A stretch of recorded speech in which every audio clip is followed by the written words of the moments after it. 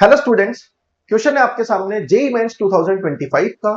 Statement one में बोला गया है कि ये दोनों कंपाउंड एक दूसरे के आइसोमर हैं। तो आइसोमर की डेफिनेशन क्या होती है? Two compounds have same molecular formula but different structure form. तो देख सकते हैं आप, इस कंपाउंड का मॉलिक्यूलर फॉर्मूला C6H12 है, इसका फॉर्मूला भी C6H12 है और दोनों के स्ट्रक्चर भी आपको अलग अलग दिख रहे हैं। तो आप बोल सकते हैं कि ये दोनों एक दूसरे के आइसोमर हैं।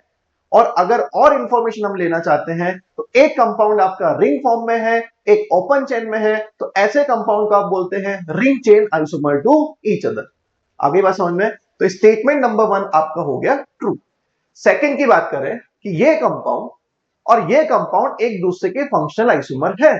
फंक्शनल आइसोमर की डेफिनेशन क्या होती है कि मॉलिक्यूलर फॉर्मूला सेम रहे और फंक्शनल ग्रुप डिफरेंट होने चाहिए। तो यहां पे आप देख सकते हैं कि ये NH2 को हम बोलते हैं 1 डिग्री अमाइन, NH को हम बोलते हैं 2 डिग्री अमाइन। 2 डिग्री अमाइन का डेफिनेशन क्या होता है? जिसमें nitrogen group amine group 2 alkyl group के साथ बॉन्डेड होता है, तो वो 2 डिग्री अमाइन होता है। 1 डिग्री अमाइन का डेफिनेशन है अमाइन ग्रुप एक अल्काइल ग्रुप के साथ बॉन्डेड होता है, तो उसको हम प्राइमरी अमाइन बोलते हैं। और आपको याद रखना पड़ेगा कि primary amine 2 degree amine different functional group की तरह ट्रीट होते हैं। अगली बात समझ में? तो ये दोनों एक दूसरे के क्या होंगे?